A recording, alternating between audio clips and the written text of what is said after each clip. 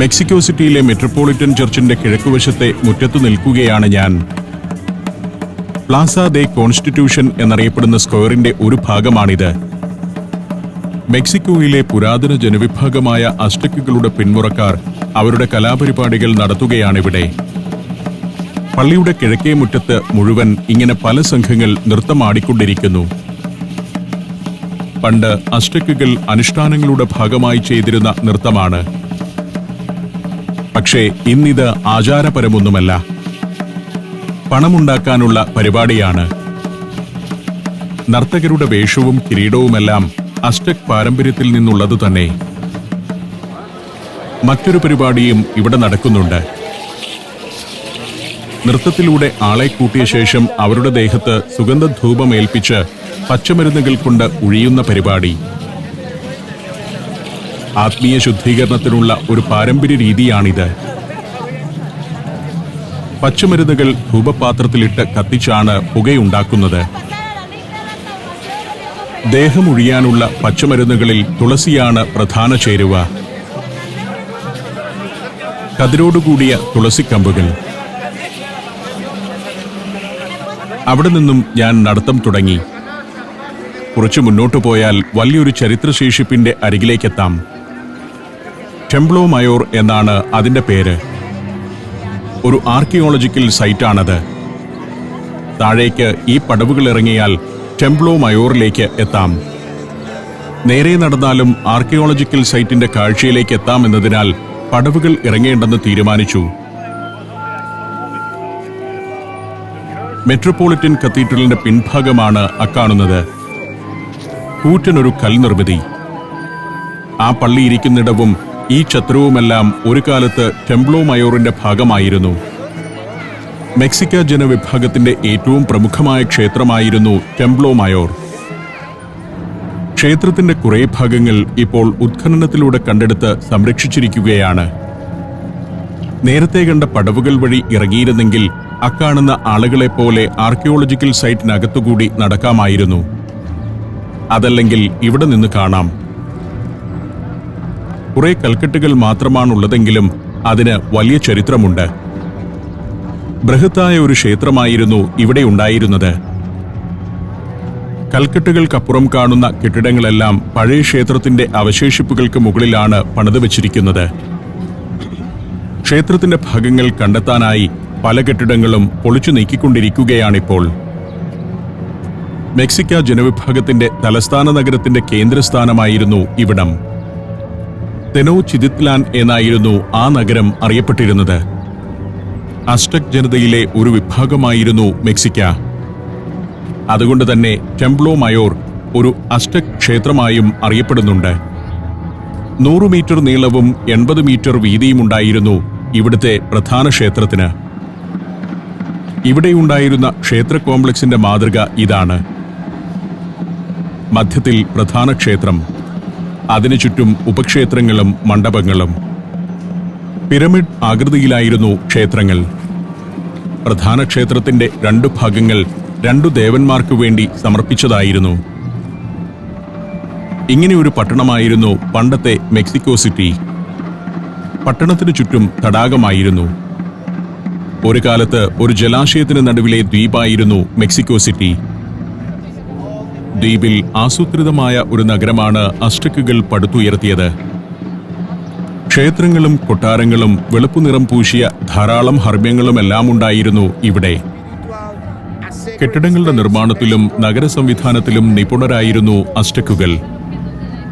കച്ചവടച്ചരക്കുകൾ കൊണ്ടുപോകാൻ നഗരത്തിലൂടെ തലങ്ങും വിലങ്ങും വലിയ കനാലുകൾ വരെ അവർ നിർമ്മിച്ചിരുന്നു. 12 മുതൽ 14 വരെയുള്ള നൂറ്റാണ്ടുകൾക്കിടയിലാണ് മെക്സിക്ക ജനത ഇവിടെ പ്രധാന നിർമ്മിതികളെല്ലാം ഉണ്ടാക്കിയത്. വലിയ ക്ഷേത്രത്തിന്റെ നിർമ്മാണം 1325 തുടങ്ങിയതെന്നാണ് ഗവേഷക നിഗമനം. 1485 ആ ക്ഷേത്രം അവസാനമായി പുതുക്കിപ്പണിതത്. 1521 സ്പാനിഷ് അധിനിവേശക്കാർ അസ്ടെക്കുകളെ കീഴടക്കി. അവർ തെനോച്ചിതിത്ലാൻ നഗരവും ക്ഷേത്രങ്ങളും ഇടിച്ചു നിരത്തി അതിനുമേൽ പുതിയ സ്പാനിഷ് നഗരം പടുത്തുയർത്തുകയായിരുന്നു. 4 നൂറ്റാണ്ടുകൾ കഴിഞ്ഞപ്പോഴേക്കും പുരാതന നഗരത്തിന്റെ അവശേഷിപ്പുകൾ ഒന്നും പുറത്തു കാണാത്ത വിധം പുതിയ നഗരം അതിനെ മൂടി. പിന്നീട് 19-ാം നൂറ്റാണ്ടിന്റെ അവസാന കാലത്താണ് ഇത്ര ബൃഹത്തായ ഒരു അസ്ടെക് നഗരം ഇവിടെ ഉണ്ടായിരുന്നതിന്റെ സൂചനകൾ ഗവേഷകർക്ക് ലഭിക്കുന്നത്. വിഖ്യാതനായ മെക്സിക്കൻ പുരാവസ്തു ഗവേഷകൻ മാനുവൽ ഗാമിയോ നടത്തിയ ഉത്ഖനനങ്ങളാണ് ഈ ബൃഹത് ക്ഷേത്ര സമുച്ചയത്തിന്റെയും പട്ടണത്തിന്റെയും ശേഷിപ്പുകളെ പുറത്തെത്തിക്കാൻ തുടങ്ങിയത്. ആർക്കിയോളജിക്കൽ സൈറ്റ് കടക്കുമ്പോൾ ഒരു സ്ട്രീറ്റിലേക്കാണ് എത്തുന്നത്. മുന്നിൽ കാണുന്നതെല്ലാം നൂറ്റാണ്ടുകൾ പഴക്കമുള്ള കെട്ടിടങ്ങളാണ്. റിപ്പബ്ലിക് ദേ അർജന്റീന എന്ന അവന്യൂവാണ് ഇത്. അതിലൂടെ നടന്നു ചെല്ലുമ്പോൾ പഴയൊരു കെട്ടിടം കാണാം. ഇതൊരു മ്യൂസിയമാണ്. Site museum of ministry of public education. അതിനുള്ളിൽ കുറേയേറെ പെയിന്റിങ്ങുകളും മ്യൂറലുകളുമൊക്കെയുണ്ട്. തെരുവിന്റെ ഇരുവശങ്ങളിലും കുറേ കടകൾ. നമ്മുടെ നാട്ടിലെ തട്ടുകടകൾ പോലെയുണ്ട് പലതും. അത്തരം ഒരു കടയുടെ സമീപത്തേക്ക് ഞാൻ ചെന്നു. മെക്സിക്കൻ ടാക്കോസ് ആണ് ഇവിടെ വിൽപ്പന. മെക്സിക്കോയിലെ ഒരു പ്രധാന ഭക്ഷണമാണ് ടാക്കോസ്. ഒരു പാത്രത്തിൽ വിവിധതരം മാംസം വെന്തുകൊണ്ടിരിക്കും. അതിൽ നിന്നും കഷ്ണങ്ങളെടുത്ത് ഈ വിധം നുറുക്കുന്നു. ബീഫ്, മട്ടൺ, പോർക്ക് എന്നിങ്ങനെ പലതരം മാംസമുണ്ട്. പ്രത്യേകതരം തടിക്കഷ്ണത്തിനുമേൽ വെച്ചാണ് ഈ അരിഞ്ഞുകൂട്ടൽ. അത് നമ്മുടെ ചപ്പാത്തിയുടെ ചെറുരൂപം പോലുള്ള ഒന്നിനകത്ത് വെച്ച് മടക്കി ഒന്നുകൂടി ചൂടാക്കുന്നു. അതിനകത്ത് ചില മസാലകളും ഇട്ടിരിക്കും. പിന്നെ അതെടുത്ത് സവാളയും മറ്റും അരിഞ്ഞതും മുളക് ചമ്മന്തിയും ചേർത്ത് തരും. ഇതാണ് ടാക്കോസ്. കഴിക്കുന്നവർക്ക് വേണമെങ്കിൽ നാരങ്ങ പിഴിഞ്ഞൊഴിക്കാം. കൂടുതൽ ഉപ്പ് വേണമെങ്കിൽ ചേർക്കാം. മുളക് ചമ്മന്തി കൂടുതൽ ഒഴിക്കാം. പലതരം ടാക്കോസ് ഉണ്ട്. മെക്സിക്കോ സിറ്റിയിൽ വെച്ച് തന്നെ അതെല്ലാം പരീക്ഷിക്കണമെന്ന ചിന്തയോടെ നടത്തം തുടർന്നു. വഴിയോര കച്ചവടക്കാർ ഇവിടെയെല്ലാമുണ്ട്. ടൂർ ഗൈഡുകൾ സംഘങ്ങളുമൊത്ത് മെക്സിക്കോ സിറ്റിയുടെ കാഴ്ചകളിലൂടെ നടക്കുന്നു. ഞാൻ വന്ന വഴിയെ തന്നെ തിരികെ നടന്നു. അസ്ടെക് നർത്തകർ വിശ്രമത്തിലാണിപ്പോൾ. അടുത്ത പരിപാടി തുടങ്ങുന്നതിനു മുൻപുള്ള ഇടവേള. ഞാൻ വീണ്ടും സൊക്കാളോ എന്ന വിശാലമായ സ്ക്വയറിലേക്കെത്തി. ഉടൻ തന്നെ ഇവിടെ സംഗീത പരിപാടി ആരംഭിക്കും. വലിയൊരു സ്ക്വയറാണ് സൊക്കാളോ. അങ്ങേയറ്റത്ത് സ്റ്റേജ് കാണാം. ഇതാണ് മെക്സിക്കോ സിറ്റിയുടെ ഹൃദയഭാഗം. ഇതിനു ചുറ്റുമായാണ് ഗവൺമെന്റ് ഓഫീസുകളും മ്യൂസിയങ്ങളും മറ്റു പ്രധാന സ്ഥാപനങ്ങളുമെല്ലാം. കിഴക്കേ അതിരിൽ കാണുന്ന ഈ കെട്ടിടമാണ് പ്രസിഡന്റിന്റെ കൊട്ടാരം. നാഷണൽ പാലസ് എന്നാണ് ഇതിന്റെ പേര്. സ്ക്വയറിന്റെ ഓരത്ത് 200 മീറ്റർ നീളത്തിൽ കിടക്കുകയാണ് കൊട്ടാരം. ബറോക്ക് ശൈലിയിലുള്ള നിർമ്മിതിയാണ്. ഇവിടെ ഒരു മട്ടുപ്പാവുണ്ട്. അതിനു മുകളിലായി വലിയൊരു ഓട്ടുമണിയും. മെക്സിക്കോയുടെ എല്ലാ സ്വാതന്ത്ര്യദിനത്തിലും പ്രസിഡന്റ് മട്ടുപ്പാവിൽ വന്നു നിന്ന് ആ മണിയടിക്കും. ഈ കവാടത്തിന്റെ നേരെ മുകളിലാണ് മട്ടുപ്പാവ്. അതിനും മുകളിൽ മണി. കൊട്ടാരത്തിനു മുകളിൽ ദേശീയ പതാക പാറുന്നു. വിപുലമായൊരു കോംപ്ലക്സ് തന്നെയാണ് നാഷണൽ പാലസ്. 16-ാം നൂറ്റാണ്ടിൽ സ്ഥാപിതമായ കൊട്ടാരമാണ്. അതിനു മുൻപ് അസ്ടെക് സാമ്രാജ്യത്തിലെ ഭരണാധിപന്മാരുടെ കൊട്ടാരവും ഇവിടെ തന്നെയായിരുന്നു. വലിയൊരു museum, federal treasury, national archives എന്നിവയെല്ലാം ഇതിന്റെ പല ഭാഗങ്ങളിലായുണ്ട്. ഇതിനകത്തേക്ക് കടന്നാൽ വലിയൊരു നടുമുറ്റവും ഉദ്യാനവുമെല്ലാമുണ്ട്. അമൂല്യമായ ഒട്ടേറെ ചുമർചിത്രങ്ങൾ സംരക്ഷിച്ചിട്ടുണ്ട് കൊട്ടാരത്തിൽ. മെക്സിക്കൻ ഫെഡറൽ എക്സിക്യൂട്ടീവിന്റെ ആസ്ഥാനം നാഷണൽ പാലസ് ആണ്. പാലസിനു മുന്നിൽ ഇങ്ങനെയുള്ള ചില താൽക്കാലിക കൂടാരങ്ങൾ കാണാം. പ്രതിഷേധക്കാരുടേതാണിത്. നമ്മുടെ നാട്ടിലേതുപോലെ സമരക്കാർ ഇവിടെയുമുണ്ട്. അവരുടെ ആവശ്യങ്ങളാണ് കൂടാരത്തിന് മേലെ എഴുതി വച്ചിരിക്കുന്നത്. ജനാധിപത്യത്തിന് വലിയ വില കൽപ്പിക്കുന്ന നാടാണ് മെക്സിക്കോ. പൗരാവകാശങ്ങൾ അംഗീകരിക്കപ്പെടുന്ന രാജ്യം. അതുകൊണ്ട് തന്നെ കൊട്ടാരത്തിനടുത്തു നിന്നും സമരക്കാരെയൊന്നും ബലപ്രയോഗത്തിലൂടെ നീക്കുന്നില്ല. Djibouti, Fiji, Lebanon, Ethiopia, Armenia. സഞ്ചാരം വോളിയം നമ്പർ 17. ഫുൾ HD-യിലുള്ള ഈ അപൂർവ ദൃശ്യയാത്രാ വിവരണ ശേഖരം സ്വന്തമാക്കാൻ സഞ്ചാരം എന്ന് SMS ചെയ്യൂ. ഫോൺ 9995 444 222. കൊട്ടാരത്തിന്റെ സമീപത്തുകൂടി ഞാൻ തെക്കുവശത്തേക്ക് നടന്നു. ഈ ഭാഗത്ത് ദേശീയ പ്രാധാന്യമാർന്ന കുറെ കെട്ടിടങ്ങളുണ്ട്. ഇക്കാണുന്നത് ഇവിടുത്തെ പരിസ്ഥിതി മന്ത്രാലയത്തിന്റെ കെട്ടിടമാണ്. അതിന്റെ മുൻഭാഗത്ത് ചെറിയൊരു സ്ക്വയർ. ഇത് സുപ്രീം കോടതിയാണ്, നാഷണൽ സുപ്രീം കോടതി. അതിനു മുന്നിൽ ഗ്രാനൈറ്റ് വിരിച്ച് മനോഹരമാക്കിയ സ്ക്വയർ. സൊക്കാളയുടെ ഒരു ഭാഗം പോലെ നീണ്ടുകിടക്കുകയാണത്. നൂറ്റാണ്ടുകളുടെ പഴക്കമുണ്ടെങ്കിലും ഇവിടമെല്ലാം വൃത്തിയിലും ഭംഗിയിലും സംരക്ഷിക്കുന്നുണ്ട്. ചില സ്മാരകങ്ങളുമുണ്ട് ഇവിടെ. Monument to national ഐഡന്റിറ്റിയാണിത്.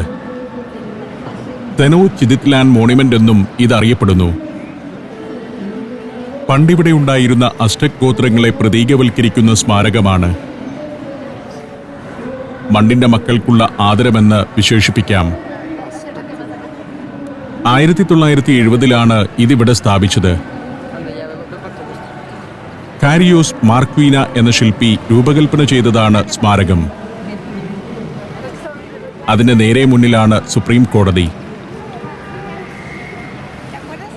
ക്ലാസിക് ഭാവമുള്ള മനോഹരമായ മന്ദിരങ്ങളാണ് എല്ലാം. സുപ്രീം കോടതിക്കപ്പുറം കാണുന്നതാണ് നാഷണൽ പാലസ്. ഈ കെട്ടിടങ്ങളെല്ലാം സ്പാനിഷ് കൊളോണിയൽ കാലത്ത് നിർമ്മിച്ചതാണ്. അതിൽ കൊമേഴ്ഷ്യൽ സ്ഥാപനങ്ങളുണ്ട്, ഗവൺമെന്റ് ഓഫീസുകളുണ്ട്, പല മന്ത്രാലയങ്ങളുണ്ട്. അതെല്ലാം ഇങ്ങനെ ഒരു ഭാഗത്താണ്. രാജ്യത്തെ തന്നെ ആഢ്യത്വമാർന്ന ഒരു പ്രദേശമാണിത്. അധികം വാഹനങ്ങൾ ഈ സ്ക്വയറിലൂടെ അനുവദിക്കില്ല. നല്ല തണുപ്പുള്ള ദിവസമാണ്. 10 ഡിഗ്രി സെൽഷ്യസാണ് ഈ സമയത്ത് ഇവിടുത്തെ താപനില. വെയിൽ കൂടിയുള്ളതിനാൽ ഇതിലെ ഇങ്ങനെ നടക്കാൻ സുഖമുണ്ട്. നേർത്ത മൂടൽമഞ്ഞുള്ള ദിവസമാണ്. മെക്സിക്കോ സിറ്റിയിൽ ഇടയ്ക്കിടെ മൂടൽമഞ്ഞുണ്ടാവും. ഇതൊരു താഴ്വാര നഗരമാണെന്നതാണ് കാരണം. പരിസ്ഥിതി മന്ത്രാലയത്തിന്റെ കെട്ടിടമാണിത്. അതിന് വീതിയാർന്നൊരു വരാന്തയുണ്ട്. സ്പെയിൻകാർ പണിത ക്ലാസിക് നിർമ്മിതികളാണ്. അതിനെല്ലാം സ്ക്വയറിന് അഭിമുഖമായി ഇങ്ങനെ ഒരു വരാന്തയുണ്ട്. ആളുകൾക്ക് മഞ്ഞും മഴയും വെയിലുമേൽക്കാതെ നടക്കാനുള്ള സംവിധാനമാണിത്. രാത്രിയിൽ ലൈറ്റുകൾ തെളിച്ചിടുന്നതോടെ ഇവിടം കൂടുതൽ മനോഹരമാവും. ആളുകൾക്ക് എപ്പോഴും ഇതിലെ ഇങ്ങനെ നടക്കാം. ഞാൻ എൻവയൺമെന്റ് മിനിസ്ട്രി കെട്ടിടത്തിന്റെ കോറിഡോറിലൂടെ നടന്നു. ഈ സമയം സ്ക്വയറിലെ സ്റ്റേജിൽ കലാപരിപാടികൾ ആരംഭിച്ചിരിക്കുന്നു.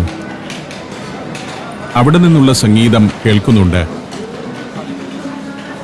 16-ാം നൂറ്റാണ്ട് മുതൽ തന്നെ വളരെ സജീവമായിരുന്നു സൊക്കാളോയും പരിസരങ്ങളും. അക്കാലത്ത് മാർക്കറ്റ് സ്ക്വയർ ആയിരുന്നു സൊക്കാളോ. തുറന്ന മാർക്കറ്റായിരുന്നു അത്. 17-ാം നൂറ്റാണ്ടിലാണ് വലിയ കൂടുതൽ കെട്ടിടങ്ങൾ സ്ക്വയറിന് ചുറ്റും ഉയർന്നത്. സ്ക്വയറിൽ ഇപ്പോൾ അധികം ആളുകളൊന്നും കൂടിയിട്ടില്ലെങ്കിലും സംഗീത പരിപാടി ആരംഭിച്ചു കഴിഞ്ഞു. സ്റ്റേജിന് മുന്നിൽ കുറെ ആളുകൾ കൂടി നിൽക്കുന്നുണ്ട്. വിശാലമായ സ്ക്വയറിൽ 5000 ആളുകൾ കൂടിയാലും അത് വലിയൊരു ജനക്കൂട്ടമായി തോന്നില്ല. സ്റ്റേജിൽ കുറെ സ്ത്രീകൾ നിരന്നുനിന്ന് വനിതാ ദിനത്തിന്റെ ആഘോഷമായി പാടുകയാണ്. വലിയ കച്ചേരികൾ വരാനിരിക്കുന്നതേയുള്ളൂ. പാട്ടാണോ മുദ്രാവാക്യം വിളിക്കുകയാണോ എന്ന് സംശയിച്ചു പോകുന്ന വിധത്തിലുള്ള പരിപാടി. സ്ക്വയറിന് ചുറ്റുമുള്ള കെട്ടിടങ്ങളുടെ കാഴ്ച രസകരമാണ്. രാത്രിയിൽ അതെല്ലാം ലൈറ്റപ്പ് ചെയ്തിടും. അപ്പോഴാണ് ഈ പ്രദേശത്തിനാകെ മറ്റൊരു ഭാവം കൈവരിക. സ്ക്വയറും അതിനു ചുറ്റുമുള്ള കെട്ടിടങ്ങളും ഇന്ന് കാണും വിധം രൂപപ്പെടുത്തിയത് സ്പെയിൻകാർ ആണെങ്കിലും ഈ പ്രദേശം ഒരുക്കിയെടുത്തത് അസ്റ്റക്കുകളാണ്. അവരുടെ വലിയൊരു കൊട്ടാരവും ക്ഷേത്രവും അതിനോടനുബന്ധിച്ചുള്ള വിശാലമായ മൈതാനവും ഇവിടെ ഉണ്ടായിരുന്നു.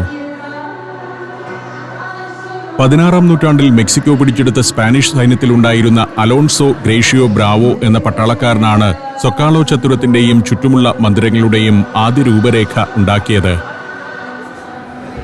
മെക്സിക്കോ സിറ്റിയുടെ സിറ്റി ഹാളിന്റെ വരാന്തയിലൂടെയാണ് ഇപ്പോൾ എന്റെ നടത്തം. ലാവാക്കല്ലുകൊണ്ട് നിർമ്മിച്ച വമ്പൻ കെട്ടിടമാണ്. നഗരഭരണ കേന്ദ്രമാണിത്. അതിന്റെ ചുമരിൽ മനോഹരമായ മൊസൈക്ക് ചിത്രങ്ങൾ. കെട്ടിടത്തിനകം കൊട്ടാര സമാനമാണ്. അതിനകത്തേക്ക് ടൂറിസ്റ്റുകൾക്കൊന്നും പ്രവേശനമില്ല.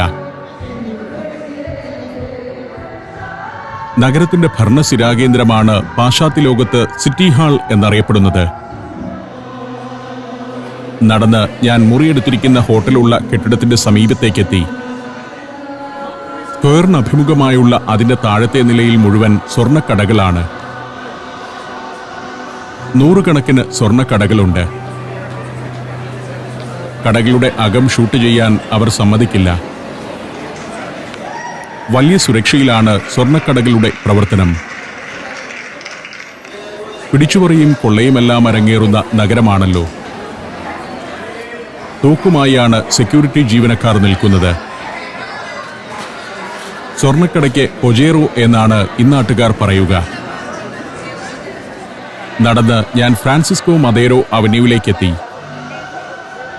മദേരോ സ്ട്രീറ്റ് എന്ന് പൊതുവെ അറിയപ്പെടുന്ന പാത. ഈ അവന്യൂവിൽ നിന്നാണ് എന്റെ ഹോട്ടലിനകത്തേക്ക് കയറുക. അങ്ങേയറ്റത്ത് ഒരു വലിയ ടവർ കാണുന്നുണ്ട്. അതിന്റെ ചുവട്ടിൽ വരെ നീണ്ടുകിടക്കുന്ന ഏതാണ്ട് 1 കിലോമീറ്റർ നീളമുള്ള അവന്യൂവാണിത്. ഒരു പെഡസ്ട്രിയൻ സ്ട്രീറ്റ്.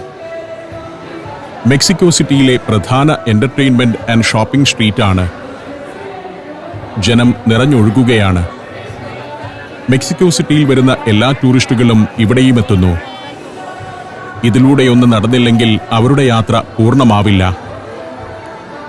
അക്ഷരാർത്ഥത്തിൽ ജനസമുദ്രം തന്നെയാണ് കാണുന്നത്. ടൂറിസ്റ്റുകൾക്ക് മാത്രമല്ല, മെക്സിക്കോക്കാർക്കും ഇതിലെ ഒന്ന് നടക്കണം. അവർ ഷോപ്പിങ്ങിനും വെറുതെ ഒത്തുകൂടാനുമെല്ലാം ഇവിടേക്ക് വരുന്നു. ചൈന ഉൾപ്പെടെ പല രാജ്യങ്ങളും കൊറോണയിൽ വിറങ്ങലിച്ച് ആളുകൾ വീട്ടിലടച്ചിരിക്കുന്ന നാളുകളാണിത്. ഇറ്റലിയിൽ കോവിഡ് ബാധിച്ച് ആളുകൾ മരിച്ചു വീണുകൊണ്ടിരിക്കുന്നു.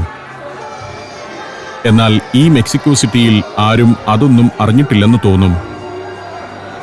ഞാൻ ചെല്ലുന്ന ദിവസങ്ങളിൽ മെക്സിക്കോ സിറ്റിയിൽ ഒരു കൊറോണ കേസ് പോലും റിപ്പോർട്ട് ചെയ്തിട്ടുമില്ല. പിന്നീട് ഉണ്ടായിട്ടുണ്ടാവാം. ഏതായാലും ഞാനിവിടെ ഉള്ളപ്പോൾ കൊറോണ എന്നൊരു പ്രശ്നമേ ഇവിടെയില്ല. അതിനാൽ ജനം വളരെ സ്വതന്ത്രരായി അങ്ങനെ നടക്കുകയാണ്. ഈ ജനമെല്ലാം കൂടി ചെന്നു കയറുന്നത് സ്ക്വയറിലേക്കാണ്. ഞാൻ ഫ്രാൻസിസ്കോ മദേരോ അവന്യൂവിലൂടെ നടത്തം തുടർന്നു. മൊസൈക്ക് വിരിച്ചതുപോലെ സുന്ദരമായ വീഥി. ഓടകളില്ല, ഇലക്ട്രിക് കമ്പികളില്ല. ഇങ്ങനെയും സ്ട്രീറ്റുകൾ രൂപപ്പെടുത്താമെന്നത് നമുക്കുള്ള പാഠമാണ്. കേരളത്തിലേതിന് സമാനമായ കാലാവസ്ഥയുള്ള നഗരമാണിത്. ഇവരെങ്ങനെയാണ് തലങ്ങും വിലങ്ങും വൈദ്യുതി കമ്പി വലിക്കാതെ, ഓടകളില്ലാതെ ഇതൊക്കെ സാധ്യമാക്കുന്നത്? മിക്കി മൗസ് ഉൾപ്പെടെയുള്ള ഡിസ്നി കഥാപാത്രങ്ങളൊക്കെയുണ്ട് വഴിയോരത്ത്. ഇടതുവശത്ത് സ്വർണ്ണക്കടകളാണ്. സെൻട്രോ ഹൊജേറോ എന്നൊക്കെ ബോർഡ് വച്ചിരിക്കുന്നത് സ്വർണ്ണക്കടകൾ തന്നെ. നിരവധി സ്വർണ്ണക്കടകൾ. സ്ട്രീറ്റിൽ കുറേ ഭാഗം ഇങ്ങനെ സ്വർണ്ണ വിൽപ്പനശാലകളാണ്. നമ്മുടെ അത്ര സ്വർണ്ണഭ്രമമുള്ളവരല്ല ഇന്നാട്ടുകാർ. 14 ക്യാരറ്റൊക്കെയേ ഉള്ളൂ ഇവിടുത്തെ സ്വർണം. സ്വർണത്തേക്കാൾ വെള്ളി ആഭരണങ്ങളോടാണ് ഇവർക്ക് താൽപ്പര്യം. നിരവധി കാഴ്ചകളുണ്ട് ഈ സ്ട്രീറ്റിന് ഇരുവശത്തും. കുറച്ചു മുന്നോട്ട് ചെല്ലുമ്പോൾ ഇവിടെ ഒരു കത്തോലിക്ക പള്ളി കാണാം. Church of San Felipe Neri La Profesa. 1610 നിർമ്മിതമായ പള്ളിയാണ്. എവിടെയും ജനപ്രവാഹമാണ് കാണുന്നത്. ഈ അവന്യൂവിന്റെ അടിയിലൂടെ വലിയ ജലനിർഗമന കുഴലുകളുണ്ട്. അവിടെ മാൻഹോളുകൾ കാണാം. അങ്ങേയറ്റത്ത് കാണുന്നതാണ് ഒരു കാലത്ത് ലാറ്റിൻ അമേരിക്കയിലെ തന്നെ ഏറ്റവും ഉയരമുണ്ടായിരുന്ന ടവർ.